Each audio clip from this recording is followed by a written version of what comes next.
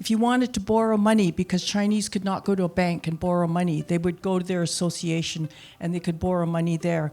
And I know somebody asked me, like, what kind of, how did you make sure that people paid back the money that they borrowed? But the thing was, the community was so small, everybody knew everybody, so it was on an honor system. So if you didn't pay back the money that you'd borrowed from the association, the word got out and you'd get into a lot of trouble. So it was just self-governing of that sort.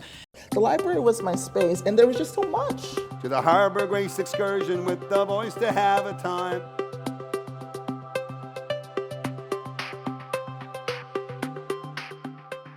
Does anyone here remember Jack and Jill in the Colonnade? Okay, a few hands. So when I was a kid, my parents used to take us there for like a debreceni and some potato salad and something, some Hungarian pastry.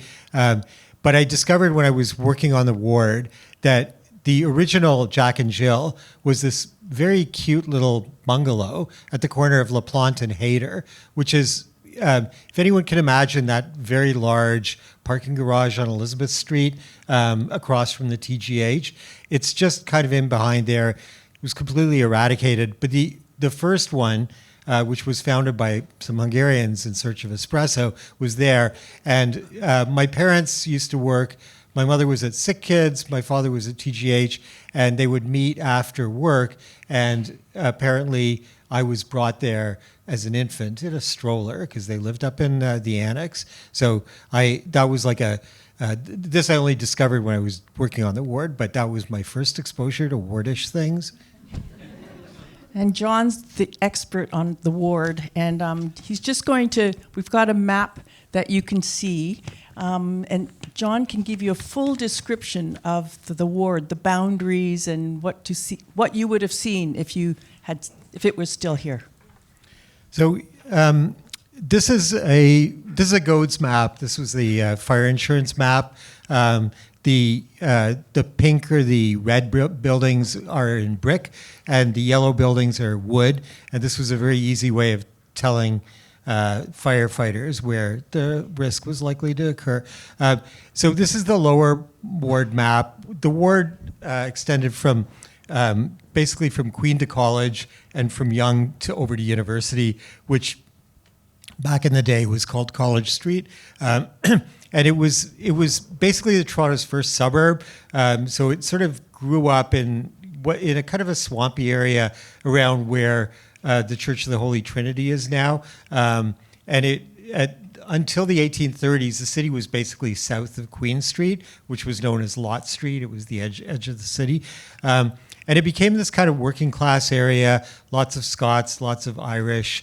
There were some taverns and there was a bowling alley, and it was a kind of a rough and tumble area, but it wasn't poor.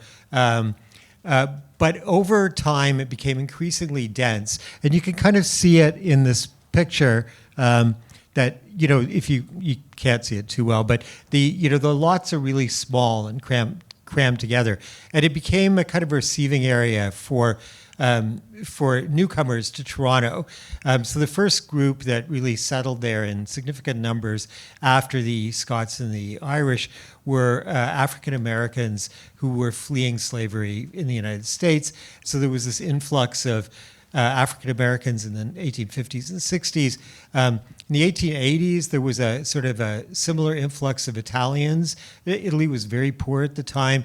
And the first Little Italy, before Little Italy migrated up to College Street, was actually around the bus station. And kind of in behind the bus station, there was a Druxy's.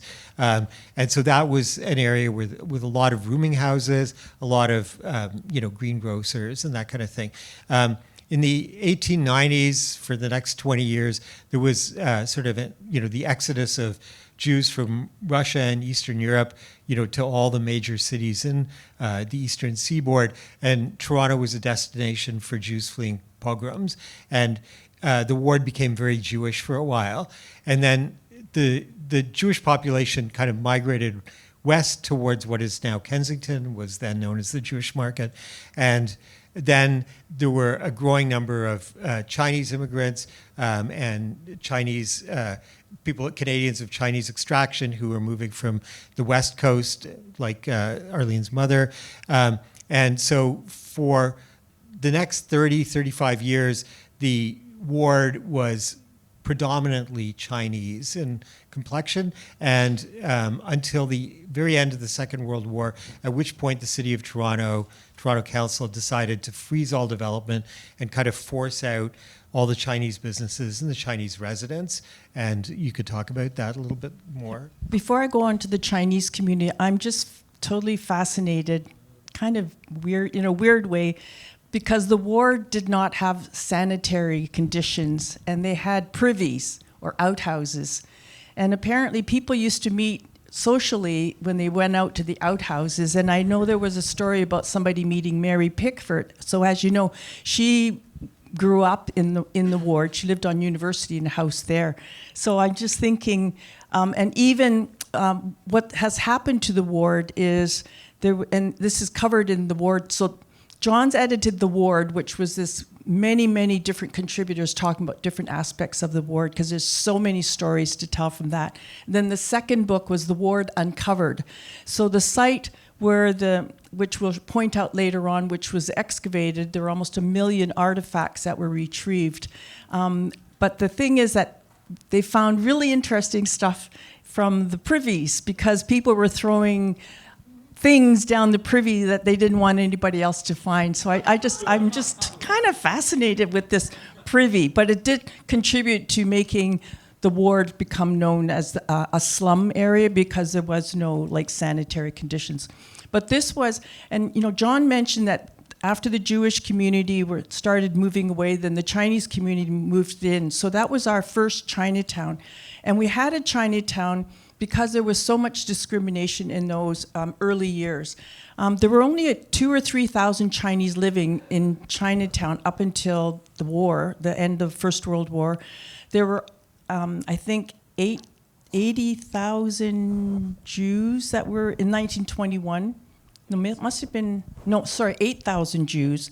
And then the population of Toronto was about 350,000 people. So the Chinese community was very, very small, and pretty well everybody came from the south part of China. So everybody spoke the same dialect, shared the same customs, but it was a very small community. And I just feel once the Jewish community moved out, the Chinese moved in, and then when the Jewish community moved to Kensington Market, and then when they moved up north, then the Chinese moved in. So there's always been this co-relationship between, because it always took quite a few years before the Jewish community totally moved out. So the Chinese were moving into former Jewish residences and taking over the businesses. But the ward, they just adapted it for, like, they did not build things. It was just taking over the 1- and 2-story establishments and homes that were already there. I'll just add a little detail, which is that the racism that the Chinese community in the ward faced was intense, expressed itself in the newspaper coverage.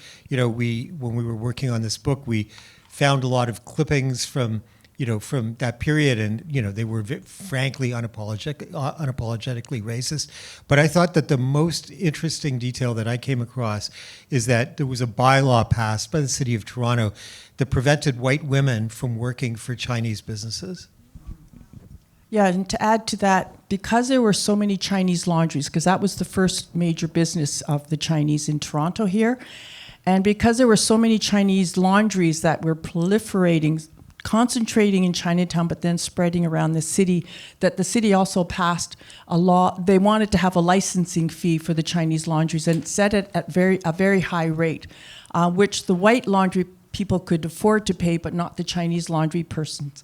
So it was William Hubbard, who was the first black alderman for the city. He advocated on behalf of the Chinese laundrymen and said that's not fair, and you should do it based on the number of people that work in the laundries and not charge like a flat rate right across. And so that went through and was successful. So he really was an early advocate for the Chinese community. So I just want to throw a question out to you. We've been talking about the ward, but that's not the proper name of the ward. Who knows what the real name of the ward is? One hand up here. Yes, St. John's Ward, and you get a prize for giving the right answer. So I guess when I ask the next question, everybody's going to have their hand up like this. It's going to be a harder question. So this is a printout from City Directory. So I don't know if probably some of you have had the opportunity to look at city directories. The old ones are all online. If you like the city, if you like history of the city, they're fascinating to read. They have they're basically phone books, but they also have like residential addresses for for each street. They have these interesting ads. They had a little sort of compendium at the beginning of each city directory showing the types of goods that were moving in and out of the harbor, the number of people who were working for the police department, and so on. So this one, and I apologize if you can't see it, but I'll sort of point it out. This is from a stretch of Elizabeth Street north from Queen Street. And so these are the names of people who are living on a stretch of Elizabeth Street that if you could imagine the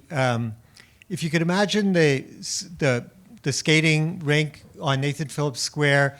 So put your mind to the west side of that skating rink where the T for Toronto is and go straight up towards the doors of City Hall. That's Elizabeth Street. And and it continues actually north of City Hall. And this is an interesting, I think this is around 1910, and you can see how mixed already the Jewish and Chinese communities were. So you have, Abraham Lisner at 49, Wo Chung Sai, a grocer, at 51. So Abraham was a junk dealer. Next door, Wang Fang. Next door to that, an exporter, Ruben Malinsky. And, down here, Jetty Cohen, Morris Yarmolsky. Then down here, the Yi Lun Company. So one of the things that, we really discovered with the ward is that while there were waves of people who moved through the ward, there were these overlaps. And there was this very significant overlap between the Chinese and Jewish community. The Jews were kind of moving out, the Chinese were moving in, and then there was this period for about 10 years where you find these kind of entries on the city directory. Yeah, and one of the kids that lived there told stories when he grew up in the ward. And because there were so many Jewish kids and not as many Chinese kids, they were all picked on because of the discrimination that was happening. And so this kid, his name is Tom Locke, recalls that he was hung around with all the Jewish kids because they were all helping each other fight against the bullies. And he actually learned how to speak Yiddish because he hung around so much with the Jewish kids. But one thing I want to point out is the names that John is pointing out. If you can imagine the challenge of the enumerator who's going from door to door and trying to, what's your name? Oh, can you spell that for me? And they don't speak any English. So that's why you have all these unusual spellings, especially of the Chinese names. And I believe that some people change the spellings of their names as well. So I know a lot of people come and say, Arlene, I'm doing research about my family and how can I do research? And this is a good resource, but then you kind of have to guess how was their name spelled? For example, my surname is Lum, L-U-M-B, but my father put the B on the end because he wanted to anglicize the name as much as possible. He came in 1921, had paid the $500 head tax to come in, and when he came, he said, I want to learn English, so he went to English school, and he put the B on the end of his name. But Lum, the Chinese character, you can spell it L-I-N, L-E-M, L-A-M, it's all the same surname. So when you look at these Chinese names here, it might not be quite the name of that person. So that was quite a challenge in those early years. How do you spell your name? And even for all the Chinese immigration records, so when my father paid the head tax, there were about 20 columns of information for every Chinese immigrant who came in. And the spelling of the name, it just very challenging to do research on your family. And the thing is, too, that Chinese men would change their name. When they were a baby, they had one name, and then when they went into school, they had another name, and when they became an adult, they got another name, and when they got married, it was another name. So then there are all these different names. So it was kind of hard to keep doing research to try to trace what was my family history here. So I think when I met you, I didn't realize that Lum could be spelled with a B. So I had friends going back to Glenview Senior Public, and there were twin brothers, Peter and Paul Lum, and they spelled it L-U-M.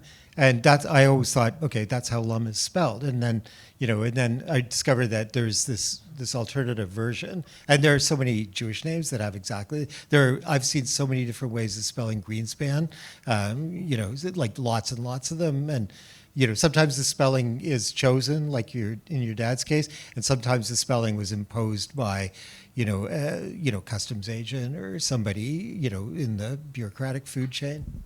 Yeah, in this enumerator, there were a lot of names in the city directory, Sam or John. And it was, again, the enumerator says, I give up. You're going to be called Sam, or you're going to be called John. So anyhow. One thing I wanted to add to Tom Locke's story, he was one of, there were only about 13 families, Chinese families in Chinatown in those early years. So he is one of the original family.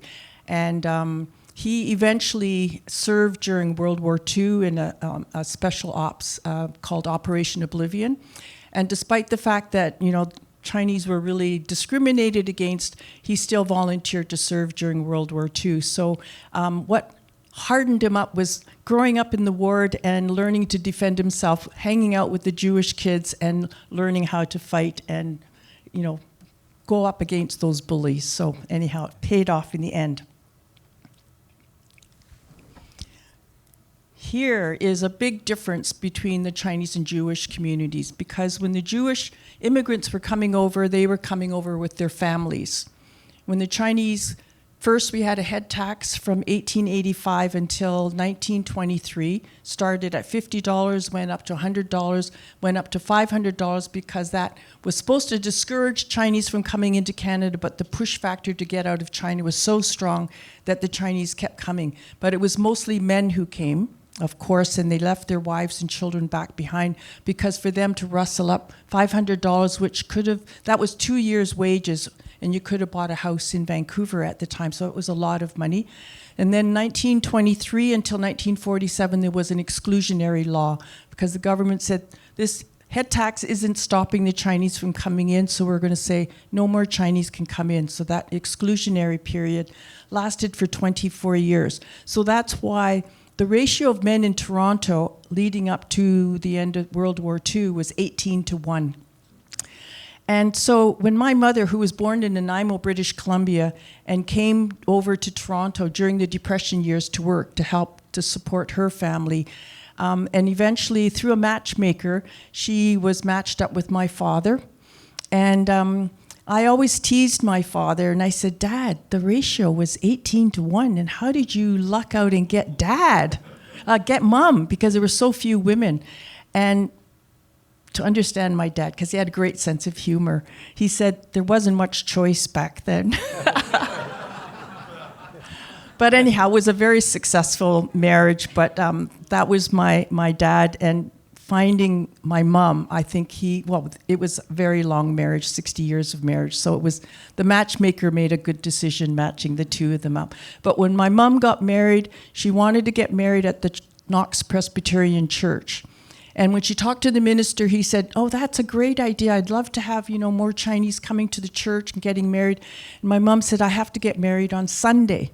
And the minister said, no, we never have weddings on Sunday because that's our busiest day. My mother said, well, if I don't have my wedding on Sunday, nobody's going to be able to come because everybody's working. And Sunday's the only day when everything was closed. As you might remember, Toronto the Good, everything was closed on Sunday. So my mother managed to convince him, and so they did end up getting married at Knox Presbyterian Church, which was very untraditional because back in those early years, the Chinese marriages that did take place would have taken place in the Family Association Hall, which we will talk about later. But this Say picture, which Knox it was, because it's not, if you're thinking about Spadina, it's not that one. no, it's the Spadina and Colt Harbour. Oh, really? Knox Because I Presbyterian thought it was Church. the one on Queen Street. No, Okay, sorry. Knox Okay, I Presbyterian stand Church. Yep. So this picture here, I think you know the name of the Jewish family? I don't know the name of these families. I will say that the thing that propelled Jews out of Eastern Europe were pogroms, and it was a very concerted effort by the Tsar, Alexander III, and then Nicholas II to kind of rid the country of Jews. And there were a lot of Jews in what's now Belarus. Then it was the Pale of Settlement, and so people. The idea of somebody going ahead, sending money back, that wasn't on, right? So there was a mass exodus, so families fled together. For the Chinese, the exclusion was deliberately to prevent population growth. It was a very intentional Canadian public policy, which did not kind of impact the Jewish community because there was no such policy. And there's just the picture on the bottom right there is part of the Chinese Canadian archive here. So there were some mixed families, again, because there was such a shortage of Chinese women that some of the men did marry non-Chinese. So, and the picture on the bottom left, for me to talk about what we call the bachelor society, again, because there were so few Chinese, so few women, and most of the men who were here were actually married, but their wives and their families were back in China because of first the head tax and then the exclusionary law. So this picture of these men sort of hanging around, these Chinese men hanging around on the street there, the era is called the Bachelor Society, but these were not bachelors who were living like bachelors and partying and whatever. It was just because they were all lonely men who would work all day, and then they didn't have any families to go home to. They didn't have anyone to celebrate Chinese New Year and that kind of thing. And so this picture here, you can see there's a chop suey restaurant, and in the back, that high rise there, those are the Eaton's warehouses that used to be over on Bay and towards Yonge Street. So this Bachelor Society era was a very sad time for the Chinese community here up until the end of the Second World War. I'll just say a quick thing about mixed relationships. So when we were doing the book, we found newspaper clippings by reporters who had kind of gone into the ward to kind of show how the other half lives. And there's one in particular where where the reporter observes a white woman and a black man eating at a Chinese restaurant, oddly enough. And, it wasn't presented in an alarmist way, but it felt like something that would sort of tweak at the kind of the rectitude of Torontonians. And then there was a much later case where a Chinese man and a white woman ended up in a relationship and getting married, and the woman ended up in jail because her father strongly disapproved of this marriage and found some police officer who was willing to press a charge. So that the interesting thing about the ward was that there was this mixing because people lived together, they grew up together, but it was frowned upon. Okay, our next slide. I talked about family associations, and for the Chinese community, family associations, there were associations, because there was no government service, there were no support services for the Chinese. They had to become very, very independent.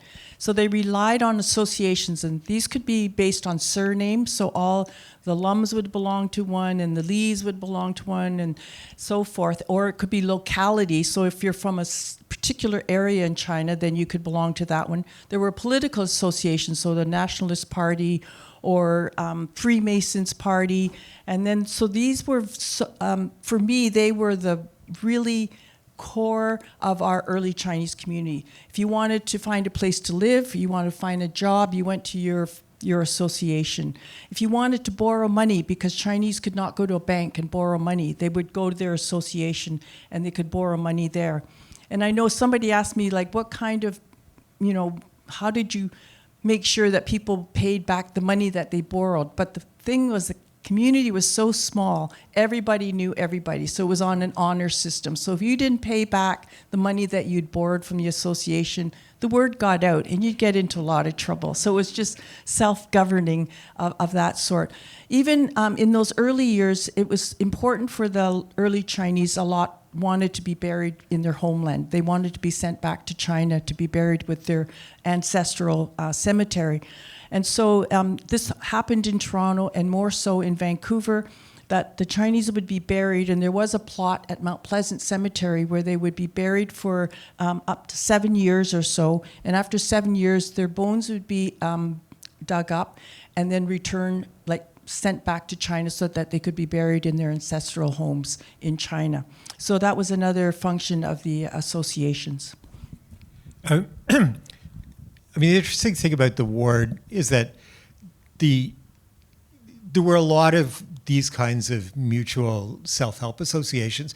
Like, we found evidence of black self-help organizations going back to the 1860s, where where men and women who were associated with the British Methodist Episcopal Church would gather together. They would do some fundraising. They would help people who were arriving through the Underground Railroad. And then, when the Jews came, they had a similar structure that exists to this day, where there were Landsmannschaften, there were small shuls that were set up, organized according to which country or which region that group had come from.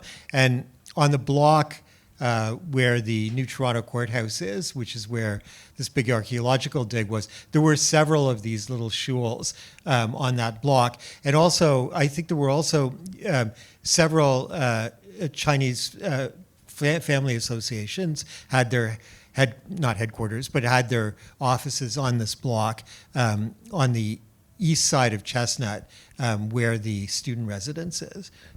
So that, and this is a story of immigration. People arrive in a place, they don't have anything, but they want to get together and help each other and help people who are arriving after them. Can anyone name a Jewish mutual aid society?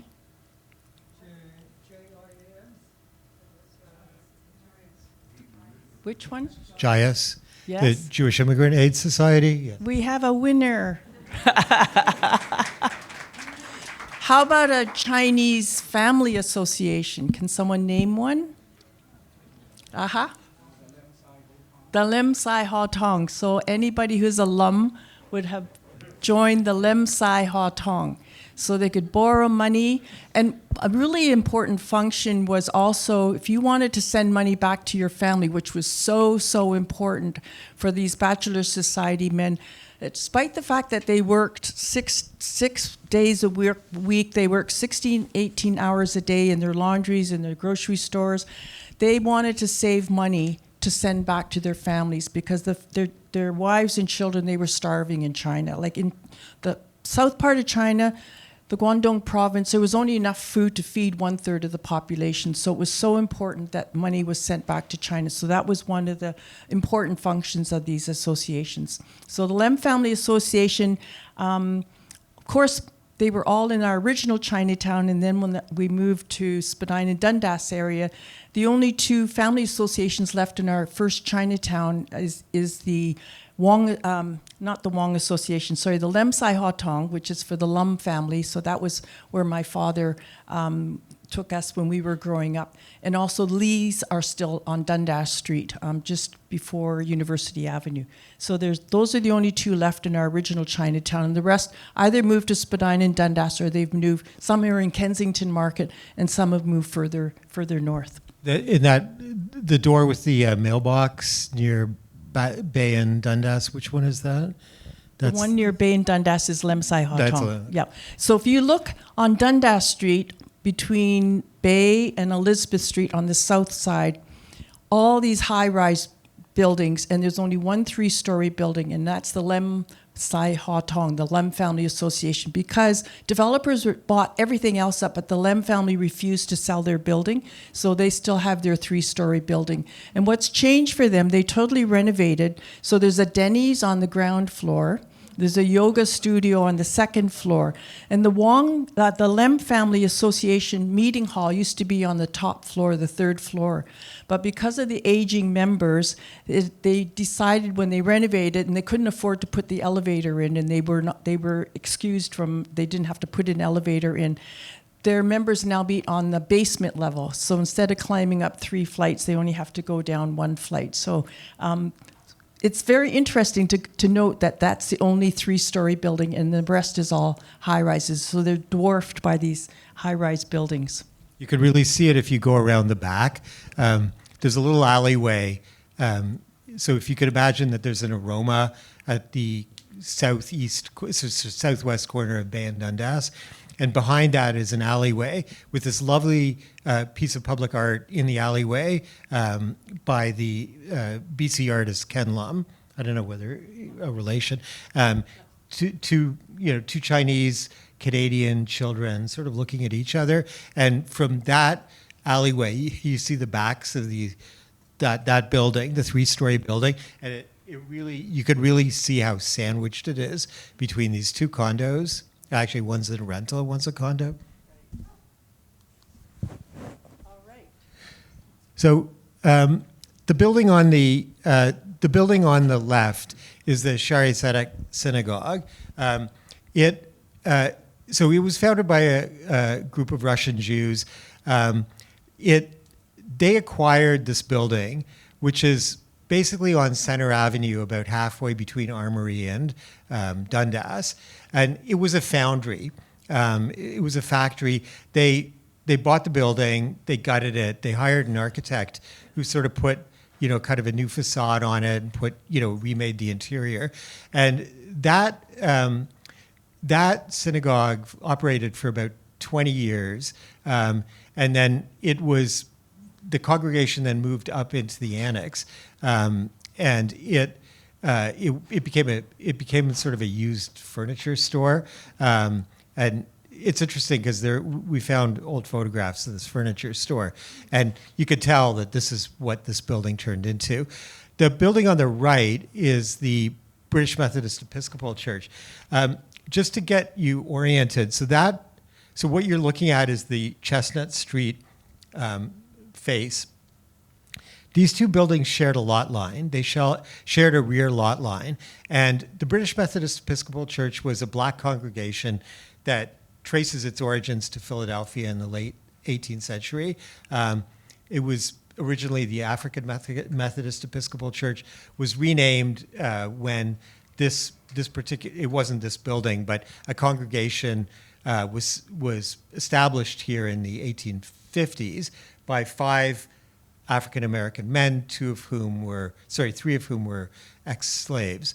And then as the black community grew, they expanded the church, and it operated for many, many years. And what is interesting to me about the rear lot line is that the Jews who attended this congregation, the Shari Tzedek, and the African Americans and their descendants, and later from the Caribbean and from Nova Scotia, they all they kind of moved among one another. You could sort of, if you think back if you try to imagine your way back into that world, you can see how kind of jumbled up that world was in a good way.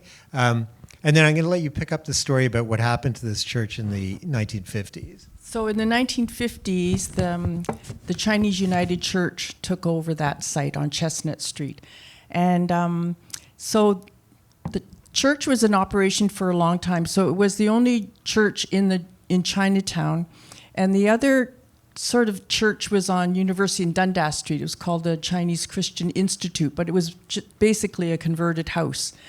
And the reason I have memories of that site, which eventually became the Chinese Presbyterian Church, which is located on Beverly Street, just north of Dundas Street.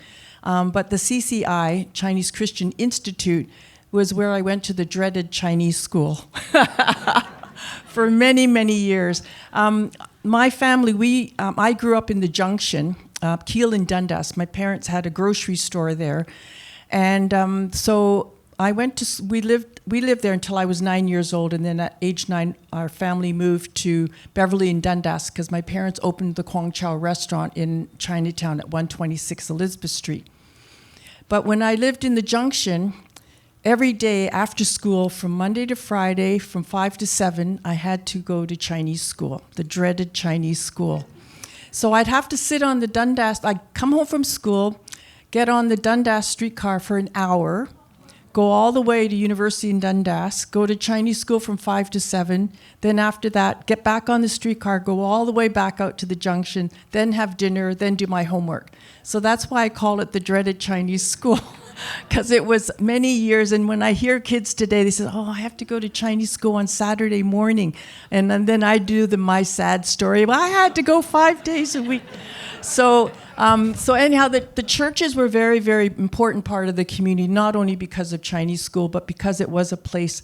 And I remember all the bazaars at the Chinese United Church and the Chinese Presbyterian Church, which were the baked goods and all the stuff and the kind of things that they had going on at the church bazaars. So eventually the Chinese United Church moved up to north, and the whole area was just totally flattened. It was a parking lot for a long, long time. And not Joy Loy, there was a parking lot across the street called Joy Loy, which means come again. That was the parking lot which was next to Lychee Garden. So this parking lot was empty for the longest time, and then the city said, we're going to build a new city courthouse, a new courthouse, Toronto courthouse. It's an Ontario courthouse, but they built. So when they excavated, that's when John came up with the word uncovered, of all the different things that were uncovered during the excavation. And as I mentioned earlier, there were like almost 1 million artifacts that were excavated from this, that was covered for all those years. And it was so well protected because it had been asphalted as a parking lot. So things were very well preserved, especially in those privies that I'm so fascinated about. I just want to tell a little story about a really important act of stewardship on the part of that Chinese United Church. So, for generations, that church had been a black church, and on the front of the church was this marble slab that was like about, easily a meter by 2 or 3 feet, and it said BMEC 1856 to 1871. Founded 1856, sort of refounded. I can't remember the exact terminology. But this was, it wasn't a cornerstone, it was a faceplate that was attached about here, where it says Chinese United Church. And so when the Chinese United Church took over, they removed this large slab, and they installed it in the floor of the basement of the church. And it was obviously an act of stewardship, right? They were keeping it in place, right? It was in the building. And the way I discovered that this excavation was going on was I used to cut across that parking lot when I was going to City Hall. And then suddenly there were these hoardings that went up. And the hoardings were especially high, and there were no cracks at all, right? So I couldn't see what was going on in there. And then I had a source in one of the office buildings who sent me a photograph by direct message. And he said, do you know about this? And it was a picture looking down into this dig, and you could see these walls that were emerging from where the pavement was.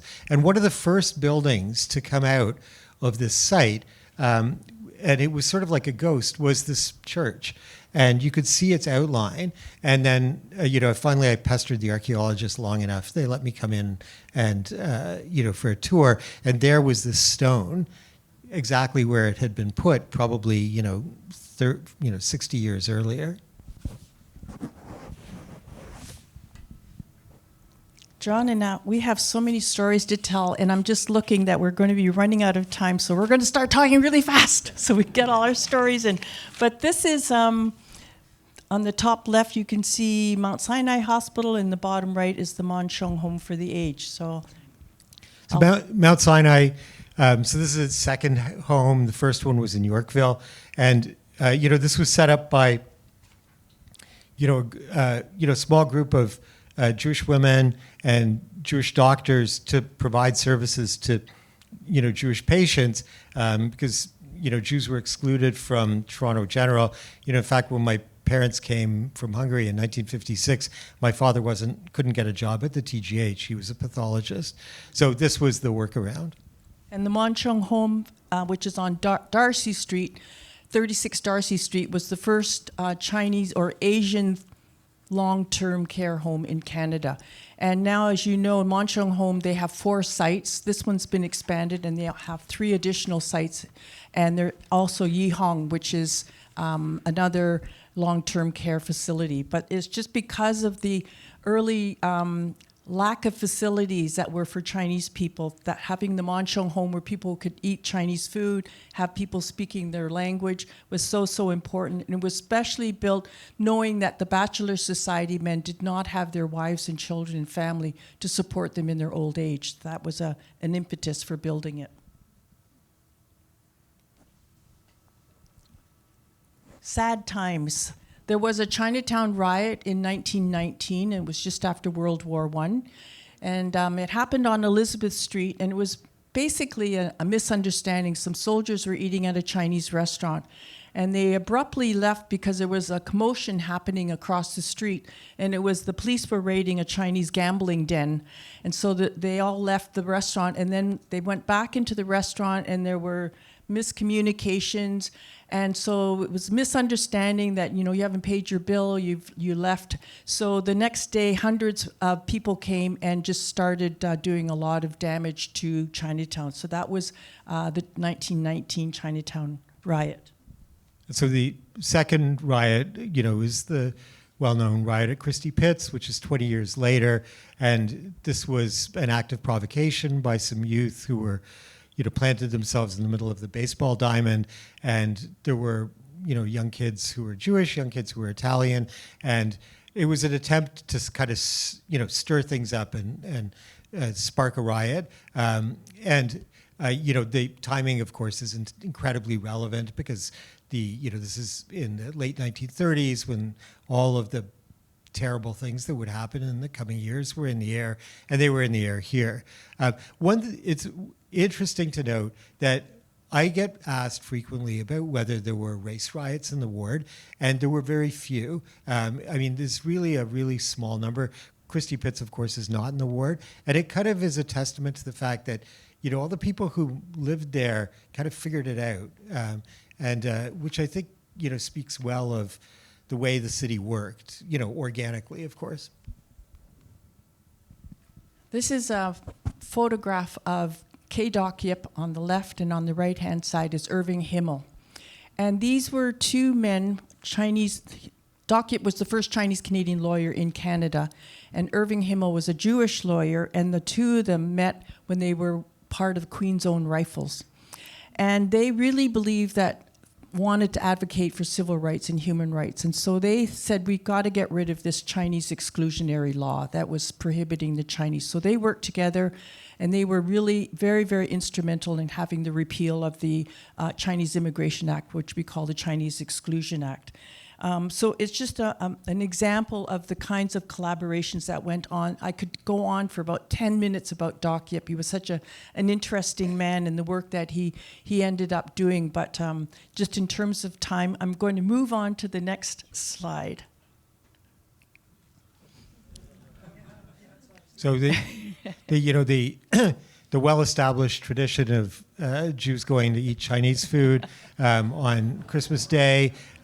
In our family, it's on Christmas Eve because my parents are Hungarian Jews. They were really in the closet. So I grew up with a Hungarian Jewish Christmas.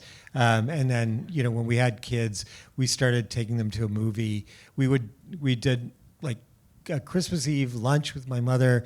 Then we went to a movie, and then we go to somewhere on Spadina, eat Chinese food. And it's there's a tradition. It's not a Toronto tradition. It goes back to New York in the early part of the 20th century, and it has to do with dairy and the dietary restrictions. But if it's definitely persists to this day, and it's a great tradition. Can anybody name a Chinese restaurant that was really popular with Jewish diners?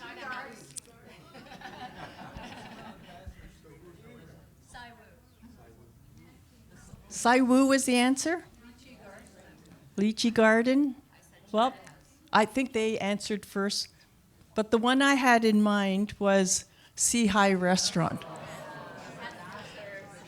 Sea High Restaurant, which originally was in the first Chinatown on Dundas Street, just east of University, and then moved up to this second location, Bathurst, just south of the 401. Super, super popular with the Jewish clientele. And that was the site for filming of I'm Dreaming of Jewish Christmas, and also for another film that was called... it was with Colin Firth. Mr. Darcy was in it. Where the Truth Lies. That was the site of that one. When this restaurant, the restaurant was started by my aunt, my mother's older sister, and her husband, Chan's.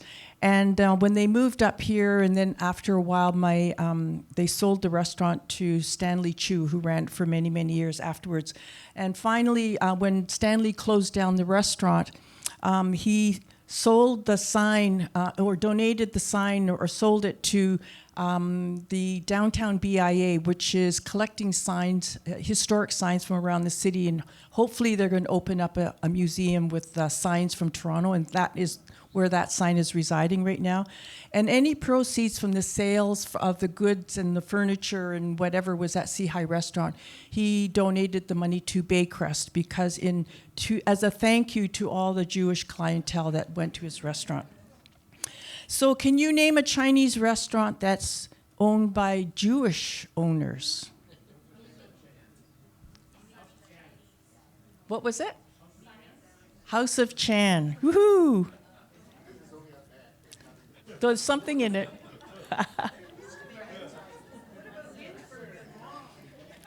Well, yes, so House of Chan, which is owned by Jewish owners, it was on Bathurst and Eglinton and is now moved over to Eglinton, closer to Avenue Road. So it's still in operation, still serves Chinese food, and if you go into it, it's just like you've stepped into a 60s Chinese restaurant, the same kind of decor. But other ones were Ginsberg and Wong, Ed's Chinese Food. There was Sam, the Chinese food man. And when Sam Snyderman, who owned Sam the Record Man, opened the restaurant, it was because his favorite restaurant in Chinatown had been expropriated to build new City Hall. So he said, I'm going to open a Chinese restaurant. But the first name he chose was Sam the Chinaman. And so fortunately, he was advised that's not a good name, so it was renamed. So anyhow, those are the Chinese restaurants not owned by Chinese people. Well, and the lore around the House of Chan, and I did not witness this personally, is that Mel Lastman used to go in there and talk shop with Paul Godfrey and some of the other guys who sort of ran kind of local politics in their day. And no windows on this place. So I think this was... There's the House of Chan. Yep. Okay, migration from the ward. So, of course, when our first Chinatown was expropriated, 2/3 was torn down to build new City Hall in the public square.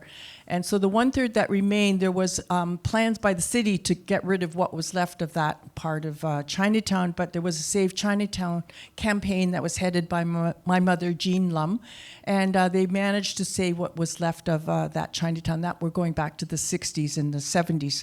But eventually the Chinese moved towards Spadina and Dundas. Again, the Jewish community were moving out of the Kensington Market, Spadina and Dundas. The garment factories that were mostly populated by Jewish workers were replaced by Chinese garment workers, and then the Chinese moved into the restaurants and businesses that were on Spadina and Dundas area.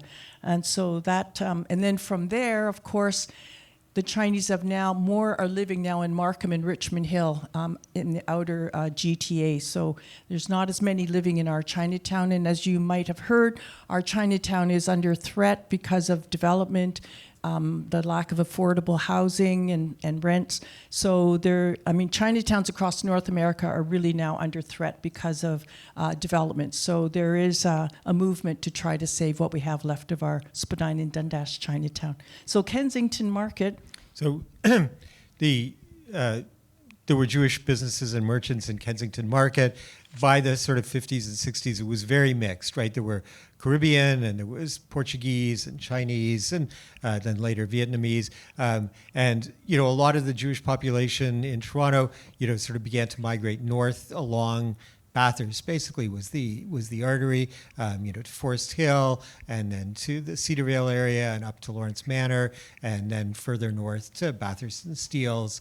And as with the Chinese community, these are waves of people who have, it's not, in some cases it's like, within one generation or two generations, but mostly it's, because we're talking about very long periods of time, people from different areas of their home countries coming and sort of picking up the thread where the last group left off. And it's interesting, when we've been talking about this presentation, and it's interesting to see the sort of duality between the migratory patterns between these two communities, but they both have these sort of trajectories.